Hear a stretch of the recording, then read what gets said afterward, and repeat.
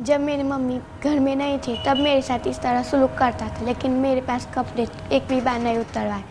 फिर आज से 7-8 महीने पहले मैंने बड़ी दीदी को बताया, तो उसने मेरे को बताया कि मेरे साथ भी इस तरह करता है।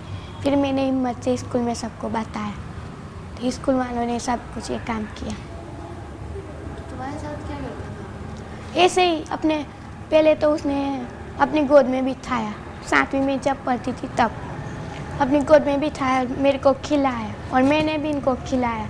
मेरे को थोड़ी पता था कि इसको ये कहते। बड़ी दीदी ने सब कुछ बताया कि अपने पास भी बिठाए, बैठना मत इस तरह। फिर मेरे को बड़ी दीदी ने बताया। फिर उस दिन उसने छोड़ दी मेरे को।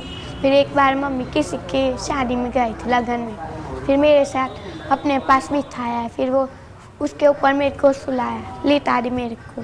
फिर मेरे को नीचे कर दिया और ऊपर चढ़ गया। अपने ये फ्रॉक को ऊपर नीचे करके अंदर सीना दबाता था, अपनी कमर दबाता था और यूँ कहता, तू जारी क्यों नहीं होती है। मैं पहले से ही पतली थी, लेकिन अभी थोड़ी बॉडी पकड़ी है मैंने। जब तुम्हारे साथ ऐसा करते थे मैं टीवी में भी देखती थी, फिर मेरे को थोड़ी पता है। मेरे को तो बुरा लगता था जब टीवी में इस तरह कोई किसी के साथ रेप करता है, कोई बचाता है।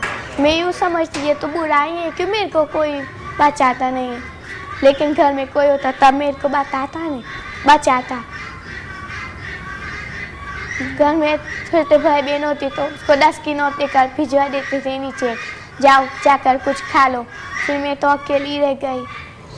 कर दिया नहीं, पापा ने सब कुछ किया नहीं। जब घर में इस तरह करते बाहर क्यों नहीं करते होंगे। घर में बीबी भी थी, क्या बीबी के साथ ऐसा नहीं किया जा सकता। तो बच्चों के साथ इस तरह सलूक करता था। आज उसने ऐसा किया है, ऐसे कितने लोग करते होंगे। आज मैंने हिम्मत से काम किया है, कोई हिम्मत से काम करने वाला है दूसरे।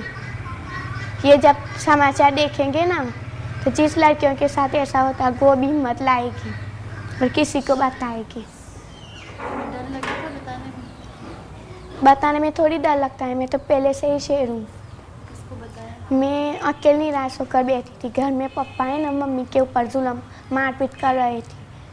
फिर मैं भाग गई कि मेरे को मारे ना, मार के डर से भाग गई इसको। फिर वहाँ से सर ने मेरे को पूछा, इतनी निराश होकर क्यों बैठी।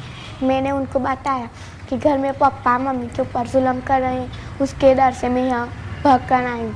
तो इतने में दूसरी मैडम आई, जिसको मैंने पहले बताया। उन्होंने मेरे को ये सब कुछ पूछा। उन्होंने पहले ये पूछा, कहाँ तक पढ़ेगी। मैंने बोला वो तो मेरे बुद्धे के अंदर है, यानी कि मेरे बाप के अंदर है, वो कहाँ तक पढ़ाता है। जब भी स्कूल भेजता था, एक दिन भेजता था, 2 दिन नहीं, इस तरह करता। स्कूल भी रेगुलर जाने नहीं देता था। फिर मैंने उस तरह बताया कि वो सब तो मेरे बुद्धे के अंदर है, यानी कि बाप के अंदर है।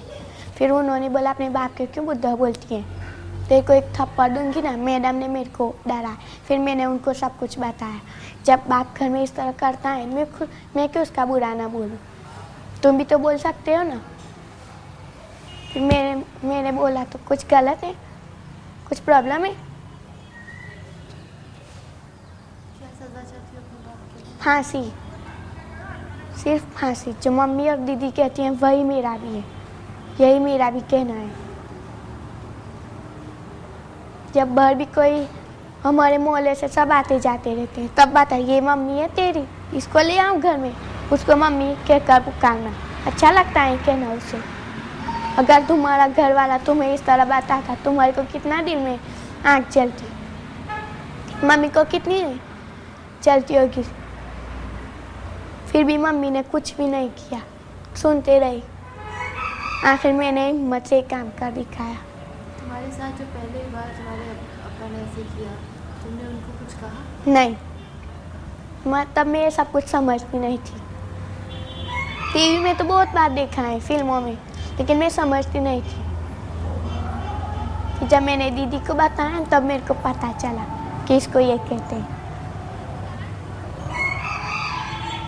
अब तुम ही बोलो, उसका क्या किया जाए। एक को फांसी देंगे तो दूसरा करने वाला डरेगा कि कल मेरे को भी फांसी होने वाली है कि नहीं। तो फिर लगता है ऐसे बहुत सारे बच्चों के साथ हो रहा है, घर पे, अपने खुद के घर पे। होगा ही नहीं। सुनते नहीं हो केस, भाई भी अपनी बहन को नहीं देखता है और उसके साथ रेप कर देता है, तो क्या बाप रख कोई दूसरा रखेगा? मोहल्ले वाला भी इस तरह रेप कर सकता है। हम जब बड़ौदा गए थे ना बहन दीदी की लेबोरेटरी में, तब वहाँ लड़की के साथ उसके फ्रेंड ने इस तरह रेप किया था। वो भी वहाँ लेबोरेटरी में आई थी, वो भी पुलिस के साथ थी, हम भी पुलिस के ही साथ थे, लेकिन वो भी पुलिस के साथ थी। पुलिस ने तुम्हारा कंप्लेन लिखा अच्छे से? लिखा, लेकिन अभी तक कुछ भी नहीं किया उन्होंने भी। हमारे को मोहल्ले वाले और दूसरे भी ऐसा बोलते हैं सख्त लॉकअप में सख्त, और कोई बात आता है कि वो बी डिवीज़न के ऑफिस में। किसका सच मानने का, लोकसभा का या ऑफिसर का जो उसको कुर्सी पर ऑफिस में बिठा कर रखते हैं? क्या वो निर्दोष नहीं है? तो उसको लॉकअप में रखना चाहिए, दूसरे कैदी लॉकअप में नहीं है। लॉकअप में नहीं है? नहीं, बी डिवीज़न में ऑफिस के अंदर बैठा है। अभी अभी मेरे को पता चला, वो अजी साहब ने बताया कि वो लॉकअप में नहीं है, ऑफिस में बैठा है कुर्सी पे। अगर वापस आ गया तो क्या करोगी? है? अगर घर वापस आएगा तो क्या करोगी? हम वहाँ नहीं रहेंगे, फिर से हम FIR करवाएंगे। मैं थोड़ी कम थोड़ी हूँ, यूँ मत समझना मैं तुम्हारे को डांटती हूँ, तुम भी मेरी दीदी की तरह हो। लेकिन मेरी जुबान ही ऐसी है कि सबको डर लगता है कि वो मेरे को डांटती हूँ, लेकिन मैं डांट नहीं रही हूँ, तुम्हारे को बता रही हूँ अपने अंदर की कहानी। अपनी दीदी और अम्मी के लिए लड़ोगी? इंशाल्लाह। मेरे को खुद की भी परवाह नहीं है, लेकिन मम्मी की और सब भाई बहन की परवाह है। आज हमारे घर में ऐसा हुआ, कल दूसरों के घर में ऐसा होगा तो क्या करेंगे? डर के मारे चुप बैठेंगे। मैं भी डरती थी पहले, इतनी बड़ी तलवार थी उससे डराता था, लेकिन कहते हैं ना जिसके अंदर की हिम्मत होती है वो कीमत से नहीं डरता है, किसी और से भी नहीं डरता है। बड़े होकर क्या बनना चाहती हो जमीन? क्या करूं? बड़ी होकर पढ़ूंगी, सिर्फ पढ़ना ही चाहती हूँ मैं, लेकिन सब लोग कहते हैं कि हम तेरे को बड़ा बनाएंगे, कुछ और बनाएंगे, तू आगे कुछ कर पाएगी। जब तेरे में इतनी छोटी उम्र में तेरे को इतनी ताकत और हिम्मत है तो आगे तू कुछ कर पाएगी। अब तुम ही बताओ क्या बनूं? मैं तुम्हारे रास्ते पर चलूं? बोलो, तुम्हारी तरह ये वीडियो लेकर घूमूं कि घर बैठे नौकरी करूं? बोलो। अभी तो पहले पढ़ना है, पढ़ के कुछ करना है, राइट? ऐसे सबको बचाना, जिसके घर में इस तरह होता है ये सबको बचाना, ये तुम्हारी जिम्मेदारी है कि नहीं? सबको बचाना और उसको फांसी दिलवाना, निर्दोष को, दोषी को फांसी दिलवाना।